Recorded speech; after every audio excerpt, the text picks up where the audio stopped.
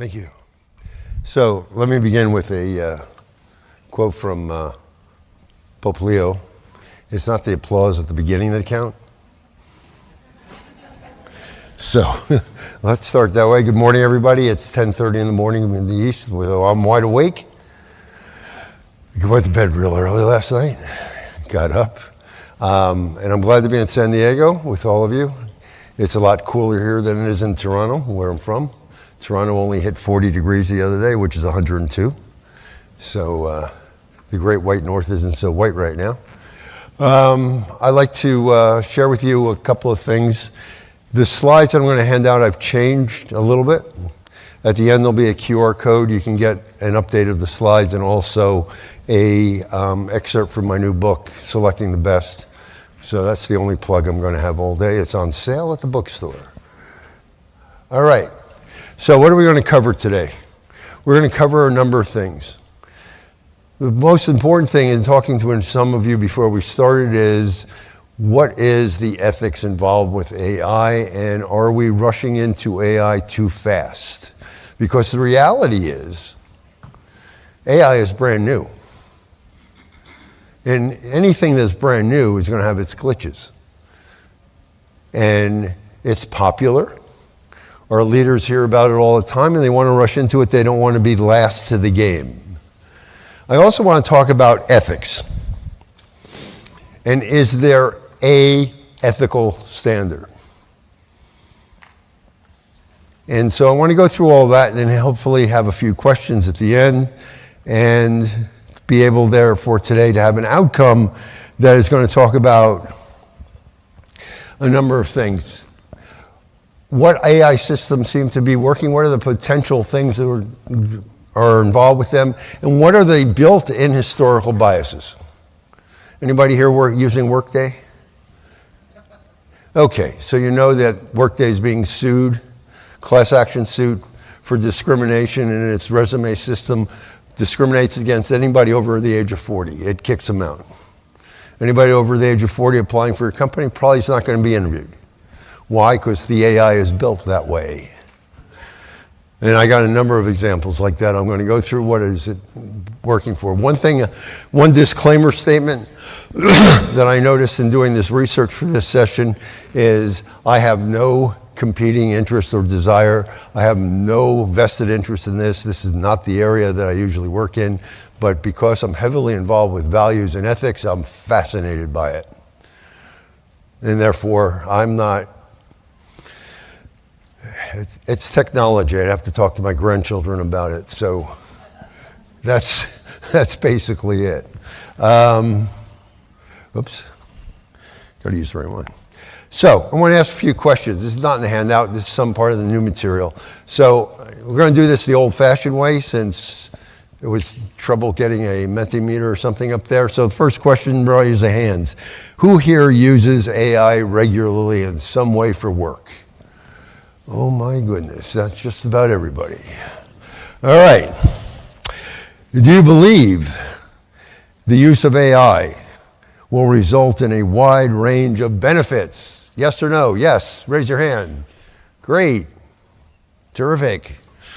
I'm going to go home. I'm in hostile territory here. Do you trust AI? Raise your hands. Ooh. You're using something you don't trust. This is fascinating. Maybe it's not as unfriendly as I thought. Do you believe that AI needs regulation from the government and other sources? Raise your hand. Almost the same amount as using it. And do you rely on AI output without asking questions? Do you think it's accurate? Raise your hand. Yes or no? Nobody's raising their hands. Why are we using it? Well, here are the results from a study that was done in Australia with 4,000 HR leaders from around the world. You're not alone. In fact, 70% of those said it needs some sort of regulation. Now, in the United States and in Europe, there is significant regulation already on the books. New York City has its own AI regulations. Canada, in the different provinces have their own. So let's find out, what are you using AI for? If we can just shout it out. What are you using AI for? What? Time saving. What else? Crafting job postings. Crunching data. What else? What? Crafting letters. What else? Research. Writer's block. I use it for that too. That change everything. What else are you using it for? Reviewing for bias. Okay, what else? Employment policies. What else are you using it for? Creating case studies. Case studies. I have to repeat everything because we got an audience out there in the Ethernet. So, anything else? I find it interesting that none of you seem to say that you're using it for recruitment, selection, onboarding, 360 feedback, learning and development, session planning. In general, are any of you using it for any of those items? Raise your hand, yes or no. There's a smattering of you. Good. So what I want you to do is talk among yourselves. And I want you to figure out, just find out from each other a little bit of information, a little bit of background on how are you using AI, and then I'll compare this with a different conference I did on AI, a different session on what the percentages were from that group. Give you about 3 minutes. Go for it.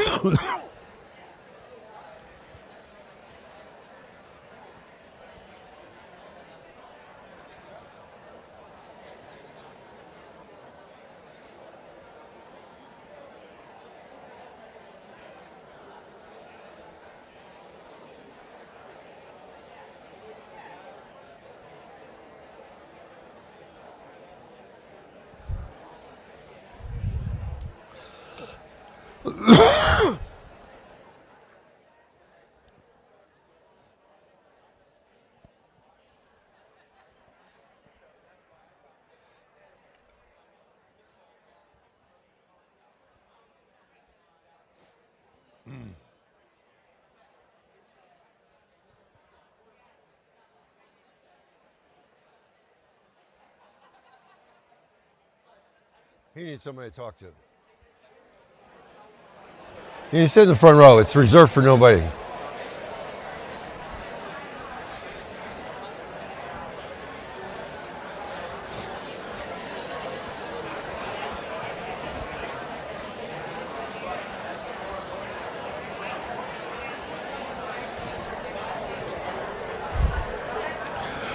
Okay, let's get up.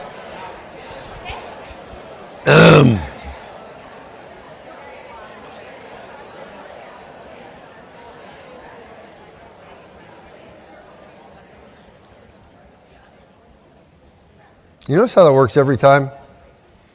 I learned that when I was teaching high school. Sit there, like you know it, and just shut up. Makes them feel real uncomfortable. What's he thinking? Show of hands. Our AI systems aren't adequately tested and validated for ethical concerns. Who said yes on that? Who has a concern about that? Very few of you. Interesting. Well, that's good then. Our company managers, our company leaders are really not concerned about the ethics. Who raise their hand on that? So let me show you what about 300 people in a previous session I attended said. Now, what's really interesting here is that not enough people are worried about the ethics of AI. A lot of people are jumping in and then asking how deep is the water before it gets tested. So what is AI? So we get a context of this. Let me share with you what AI is currently being used for from a talent management perspective. Now, for those of you who were able to locate the handouts, you'll notice that they're not the handouts of the slides. They're all my notes, all the research. Everything's in there. References to the companies that's using it, what they found, et cetera, et cetera. I have updated it, so at the end I'll give you a QR code that you can be able to get the updated version of the slides if you want them. So, hiring. This seems to be the place that most people want to work. Hiring, resume scanning. It's something that is very popular. It's something that a lot of the IT firms, I'm sure down in the exhibition hall, are going to be telling you. And it's something which is growing with caution, but growing very rapidly. The second area is onboarding. Onboarding is a quick, easy way of getting people integrated. Going to come back to these a little bit later and say, okay, these are all the good points, okay? Because it raises efficiency. It gets the information you need quickly. Performance management is really useful if it's managed correctly.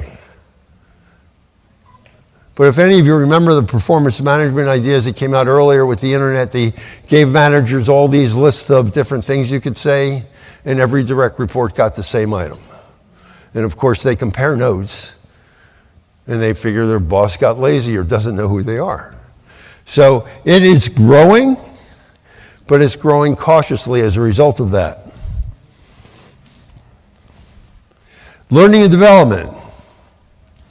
This is an area that's really interesting because a lot of people are putting in their learning and development plans, looking at what are people looking for, what skills, knowledge, even behaviors need to be developed, and are building curriculum around it, or building programs around that. I wouldn't say curriculum. Now, here's one that was really scared me, 360 feedback. A friend of mine in one of the major insurance companies in Boston said they were using it for 360 feedback, and I said, how? And he said, well, what we do is we take the results, put it in PDF, upload it, and say to the AI instrument, what should be the development plan? What do you read in this that nobody else reads? We'll talk about that a little bit later. But it is beginning to pick up. And succession planning. Succession planning is the one area that is still the least used. Anybody here using it for succession? No, I'd love to talk to you about that. However, everybody's jumping on the bandwagon.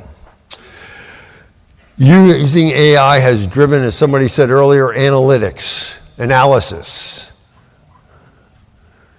It is using the ability to create outcomes or input or information that takes us forever to do. So if somebody said efficiency, saving time. But do you want to save time when you're dealing with human beings? Do you want to be able to say, well, no, the algorithm got it wrong, I'm sorry, we have to fire you? Or the algorithm got it wrong, you need to develop this area, even though they're already considered the best in that area in the whole company. So you got to be careful. So what is happening? So the key focuses, as you guys rightfully surmised, is faster, improved diversity, and better efficiency. Are these positives or are these negatives? Are these positives or are these negatives? Has in fact AI improved efficiency but sacrificed effectiveness? Are you doing it faster and still missing out? Because in doing it faster, that's great. But are you still missing things? Bless you. So let's first begin with the idea of ethics. And is there one definition of ethics? Morals or morality depends on who you are and where you come from and your social background and your religion and everything else. So right away I can say there is no standard ethical definition because our backgrounds, our relationships all differ. There's geographical differences that say what is the same word that you might use, such as respect, is different in different regions of the world. So respect to somebody in Southeast Asia, if your boss tells you something you really think is stupid, is you smile and nod your head yes. Well, we think it's yes in North America, in Europe. What it really means in Southeast Asia is, no, I don't think so. A lot of people make that mistake. Respect in the Gulf region is, here's an idea, go ahead and do it, but they're not going to do it yet. They have to socialize it with everybody else because it's got a tribal background which is strong to their ethos. If my boss says something in Europe that I disagree with, the team kind of figures out who's got the best relationship with the boss, take them out for a beer and tell them they're wrong. And in North America, if the boss says something that's dumb or you disagree with, you don't raise your hand in the meeting, you just blurt it out. Well, if you did that in Southeast Asia, you'd be fired because you've lost face. If you did that in Europe, you might get fired.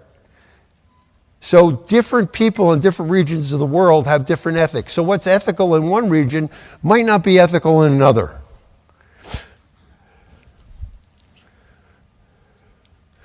So the algorithm, therefore, that you're using is based on your definition of ethics. And your definition of ethics at one company could be different than the definition of the same company, a similar company, same industry across the street. So here's a problem right there. The algorithm, the input, is going to have to differ from company to company based on your company values. But nobody seems to be focused on that. Nobody seems to focus as what are the value behaviors of our organization? Have we captured those in the algorithm? Have we allowed our algorithm to produce people that are really good for our competition, but not good for us? So you need to be able to understand the nuance of language and the nuance of what you want.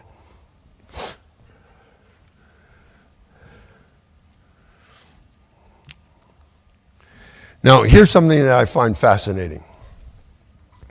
And for my book, Selecting the Best, Fostering a Workplace Driven by Values for Sustained Success, I did a lot of research because it's about hiring for values. I did a lot of research on this new thing called interview bots. Anybody using those? Anybody using AI to interview candidates yet? Or thinking about it? Okay, here's the problem. First of all, it's probably illegal in the United States. because it would fall under the same thing as lie detectors. So it might be illegal. I'm not a lawyer, just look like one. And I think that you got to be really careful. So one of the people you need to get involved in your AI evaluation is your legal team. Are we going to be using this in a way that is appropriate for our organization? The other person you have to get involved in this is the people that are in charge of your culture, your values. Will we, in fact, be having people identified for rightfully or wrongfully that either go counter to our values or fit our values? And this is the thing that bothers me the most. And this research has been going on for nearly 20 years. A lot of AI now uses visual, facial, and tonal expression. Anybody know what's wrong with that? You want to venture a guess? What? Yeah, well, you're what? I didn't. You can mimic a real person, but even worse than that, you can be real and it cannot read you correctly. AI has a problem with people who are brown or of a color. AI has a significant problem with people with accents and people who wear facial hair. So if you're using AI for a selection process, and the AI has to address that other person, and the other person speaks in a language that isn't native to them, and they have an accent, AI has a good chance it's going to misread what they're saying.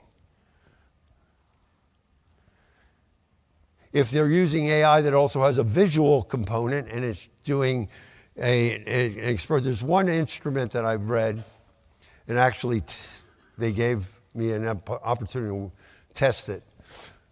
There's an instrument out of Israel that is widely used in the Middle East now, in the Gulf region, which actually, as they interview you, it does a psychometric test on you. And it will actually figure out what are your psychometric, how you would fare on a psychometric test. Problem is, it is not perfected yet, and it still has issues.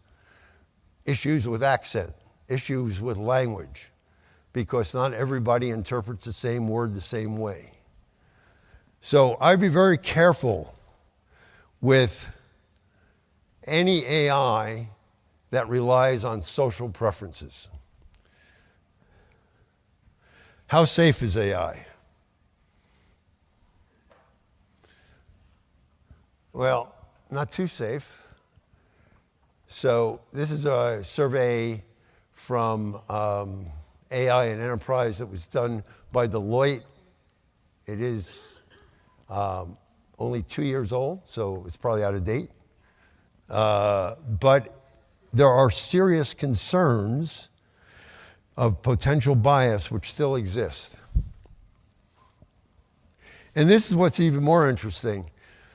It was noted that inside organizations, 34% of people were concerned, but I was talking to somebody before the session, and they said they were thinking of introducing AI, and she could not believe the pushback she got from her employees.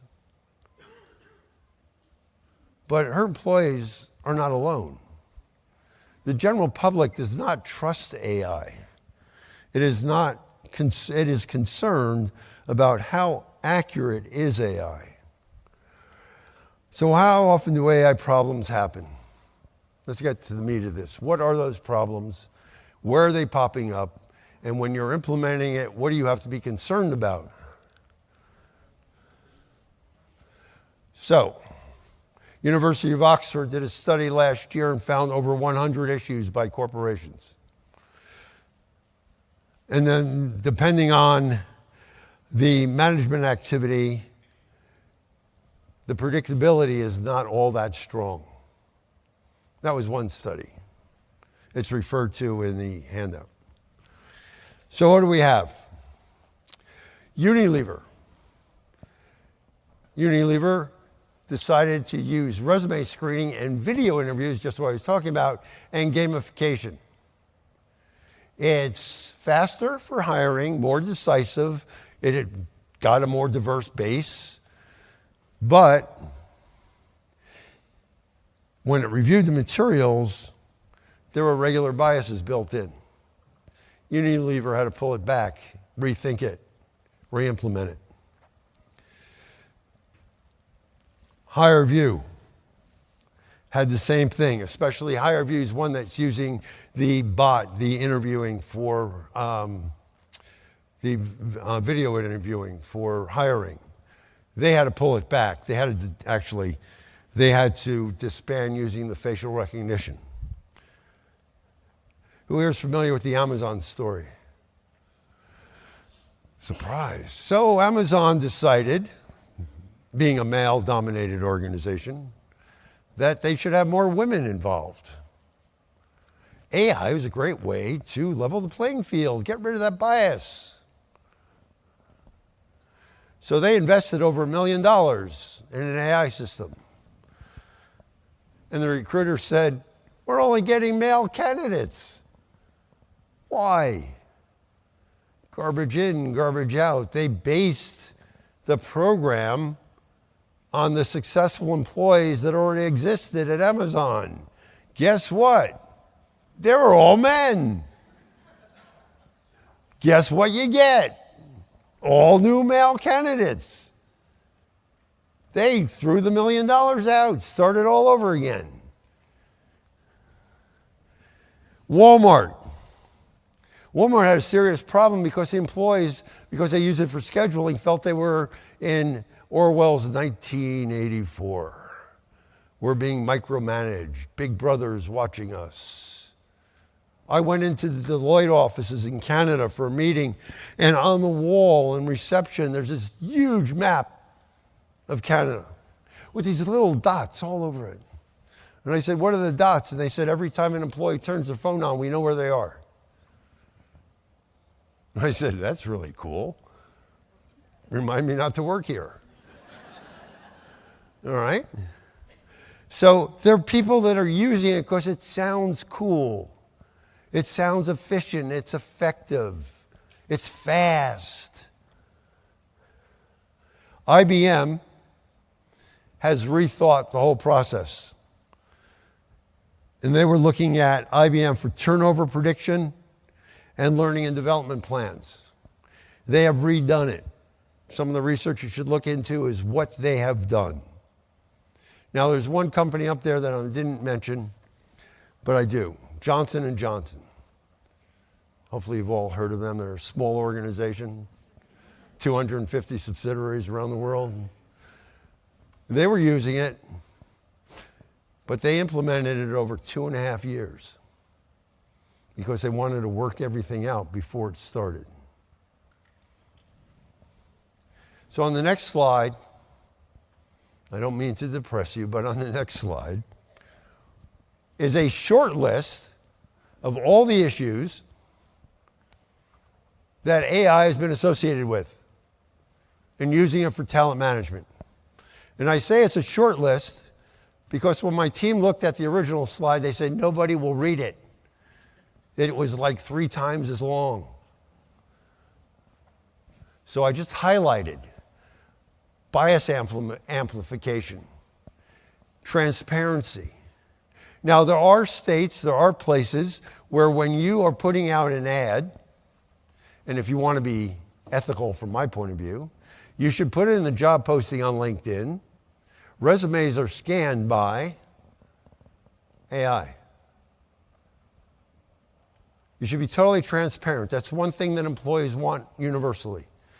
So this is why I said to my son, who's doing a career change, and he sent me his resume, and I said, when you look at the job posting, look for all of those keywords and make sure you put in all of those keywords into your resume, your job application, before you send it, so AI will pick it up, and even if you're not good for the job, they'll recommend you to be interviewed. You said, oh, what a cool idea. So it can be manipulated. It can be manipulated. Does anything up there surprise you?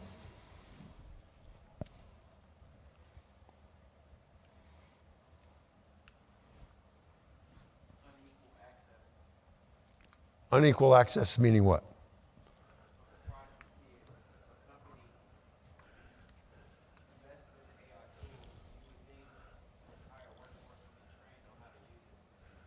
Right, but they're not.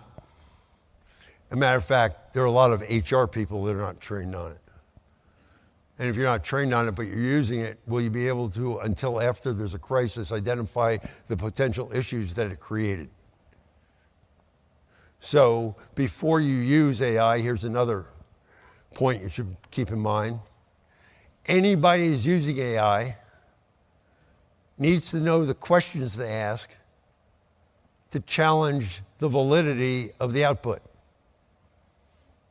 What are the challenges your organization is going to put in, questions you're going to put in to challenge, are those resumes that were suggested the right resume? Is there a pattern to those resumes?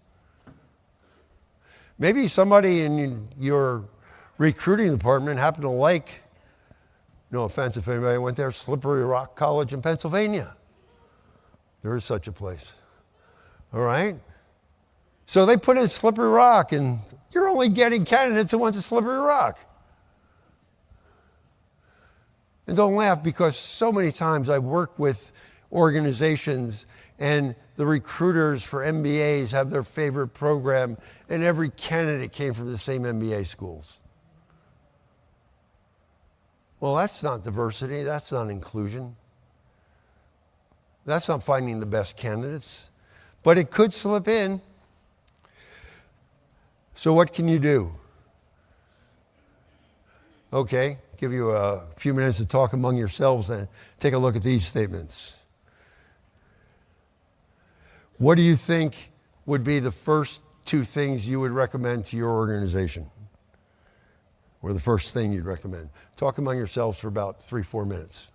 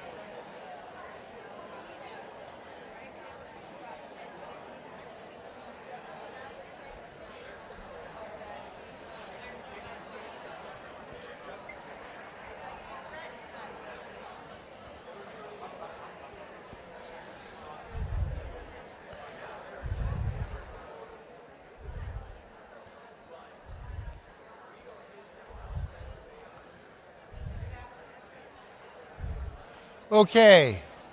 Could I have your attention back, please?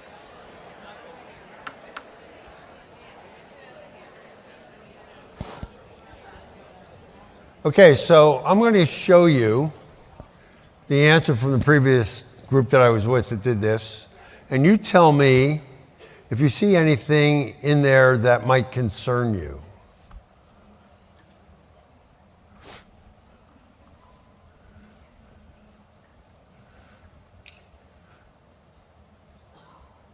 This is about 300 people. Do you see anything that might concern you?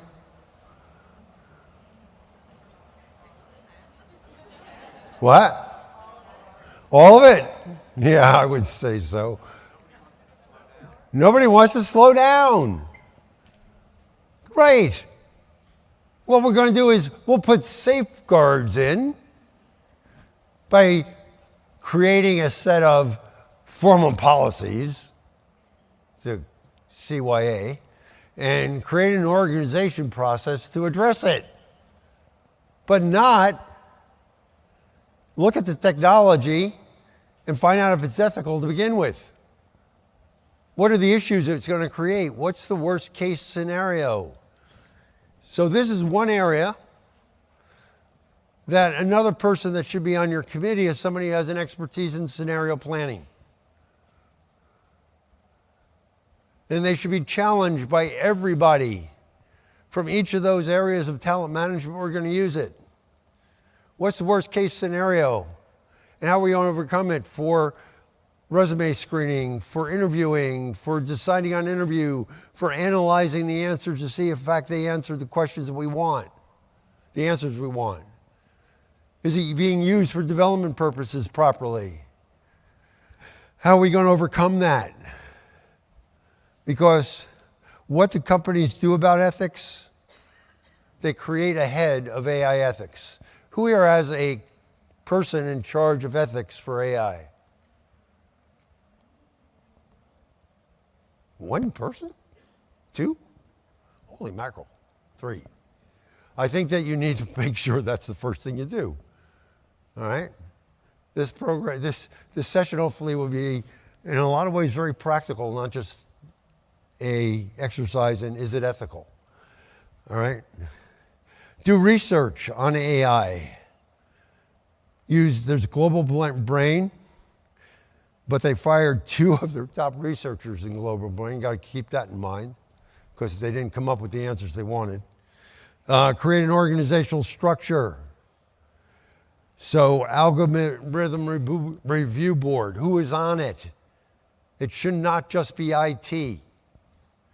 All right? So there needs to be a way of educating your staff and having some sort of a sounding board that people can go to. Now, this is an idea that was put out by a gentleman at Columbia University who's been working on this probably longer than anybody else. And he puts together, and I wanted to share it with you, 5 stages of implementation. And each of those stages has a different action, a different activity. So it's not like I'm coming back from the conference, we're going to implement this tomorrow. We're going to begin a process that might take 2 years, which is really going to upset your leadership because they think, having read Harvard Business Reviews too often, that it should be implemented tomorrow. But if you do, there's going to be serious potential concerns. Relying on those people who are selling the algorithm, whether they're an HRIS system or something else, they of course want to sell it. So they're going to tell you it's tested. But is it tested to your ethics, to your values of your company? I don't mean the values that are on the wall. That's wall decor. I mean the authentic values that people actually live in the organization. And most organizations don't even know those. Can't define them. Another project plan that was put out, and one of the things that I said earlier that you might want to look at is IBM has a AI ethics board. You might want to find out how that was put together. AstraZeneca has an ethics-based auditing system that they've shared some of the information about. You might take a look at that. So these are all the things that need to be considered when you're going into the algorithm.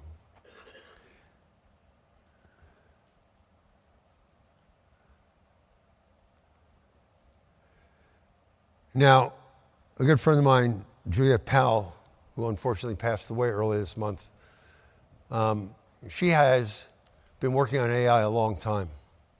And she came up with 4 ways AI is being used. And we were going to begin working on how to integrate that with HR. Unfortunately, she did pass away. So what are the 4? So corporate logic refers to the logic of marketing and the pursuit of competitive advantage. So one way AI has been used is how can we gain competitive advantage? How can we manipulate our markets, expand our markets, shrink our markets, do something else? So it has been focused successfully. And this is why AI, because it has been successful in areas, AI has become popular. Her second definition is engineering logic. It is the logic of markets and the pursuit of the logic of technology use. So how have technologists been able to accelerate the way they do things? The third she came up with is government. And the final one that she came up with was social justice and prioritizing humanity. However, none of these touched on talent management. None of these touched directly on the employee. So you have to understand that the foundation for AI comes from something that has nothing to do with human interest. And my question was in the beginning, how do we keep the human in human resources? So we have to find a way, a 5th way of coming up with an algorithm that is going to allow this to happen. So, what do we know about ethical considerations for AI-driven HR systems? It is not a panacea, anything but. It's an amber light. Caution, go slow. Second thing is it logical? Is it logical, or is it just logical on the surface, but you have to kick underneath it to find out what's not so logical? You must maintain regular compliance. Once it's in, it's not one and done. It's a constant review of what's going on. You need to ensure transparency and explainability. So if you're using it, you need to answer the following 3 questions. Why, and why? Because after you answer the first question, we're using it for efficiency. Why? What makes it efficient? Well, it makes it easier for us to go through 10,000 resumes at a time. So why is that more efficient? Why does that produce better candidates? The why question is very powerful. No 2 organizations are the same. So just because, let's say you're Eli Lilly, and let's say J&J is using an algorithm and the HRIS system comes to you and say, well, J&J is using ours, you should use it. No, we shouldn't. They have the credo that the Colonel created 80 years ago. It's a credo that allowed them to avoid the Tylenol scare when people died of Tylenol. And they pulled it off the market. Do we have the same values? If something goes wrong at Lilly, will we immediately stop selling a product? Or will we keep on producing the product and hope for the best? Every organization is going to have a different set of values. Every organization is going to need a different AI.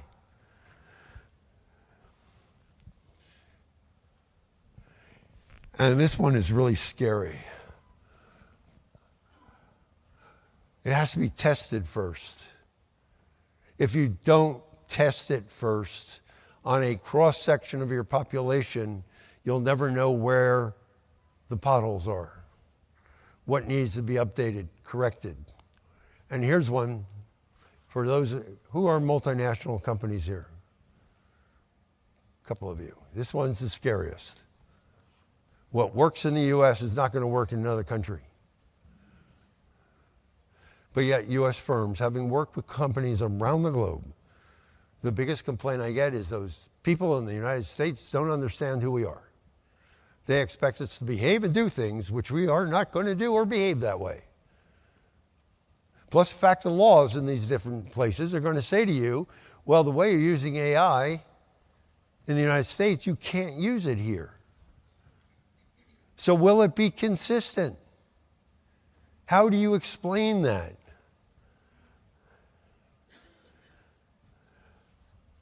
And it must maintain human overreach. Okay? We don't want to create an AI to measure AI, because that's when the robots will take over.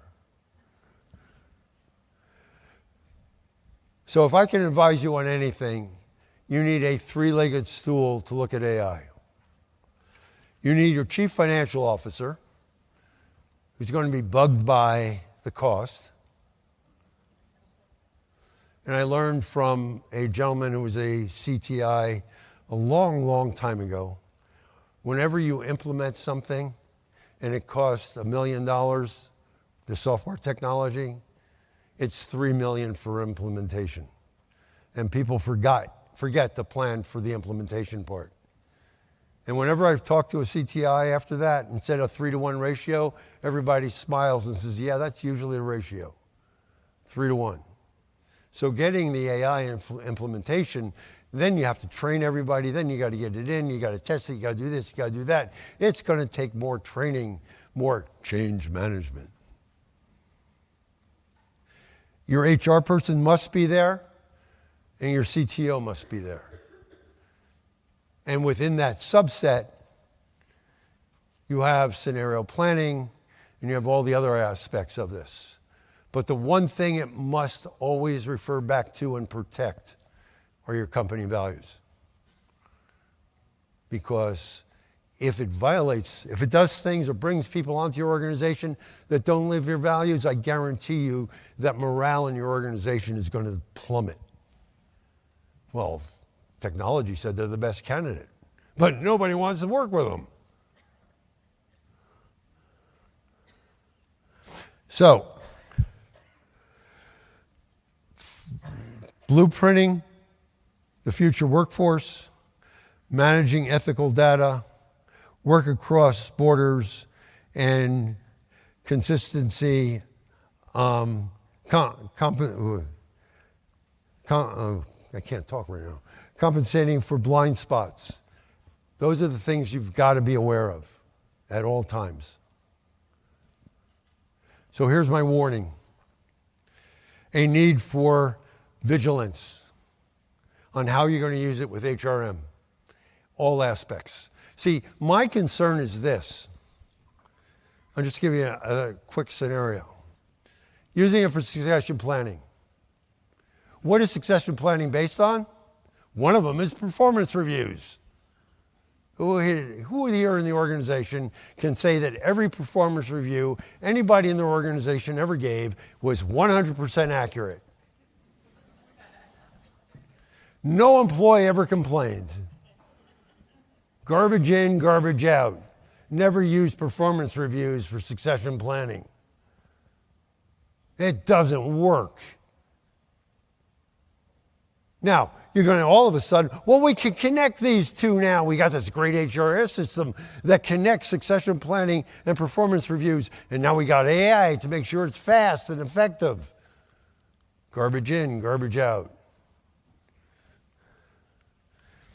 There's a lack of research on AI's effectiveness in the workforce. You're going in the deep end without knowing it. Now, for those of us that are activist learners who like to jump in and ask how cold and deep the water is afterwards, that's fine. But I'm sure your CFO is either a theorist or a pragmatist and wants to know all the information before they jump in that water. Your CTO is probably the same, and you don't have the information yet. The benefits of AI also are associated with great risk. You got to examine those risks. AI must be carefully crafted. The algorithm must be tested. And technology can come, as they learned at Amazon, at a significant cost.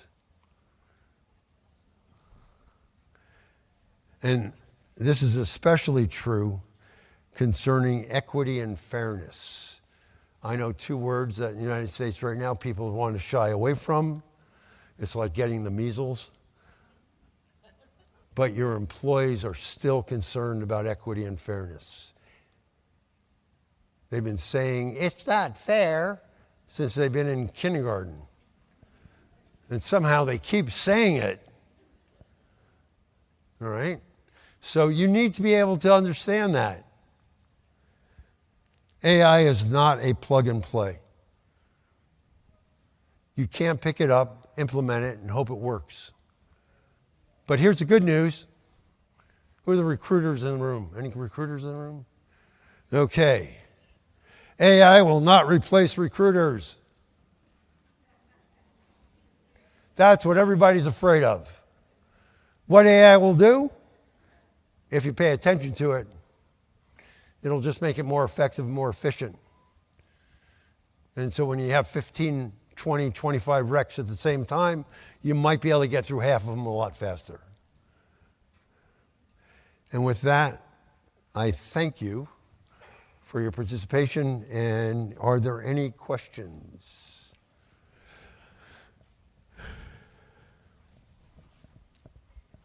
Any questions from the audience that's listening in?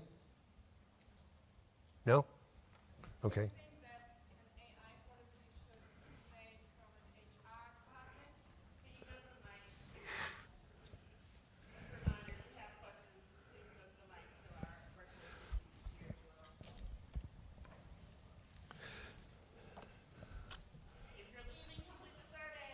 Yeah, please. So, question. Yes. Good morning. Very interesting session. Thank you. Thank you. I'm wondering about the AI policy. I think it's very important. And I'm wondering, do you think that this is in the hands of HR department, or who should be in charge of an AI policy? Policy should be the CFO, the CTO, and HR.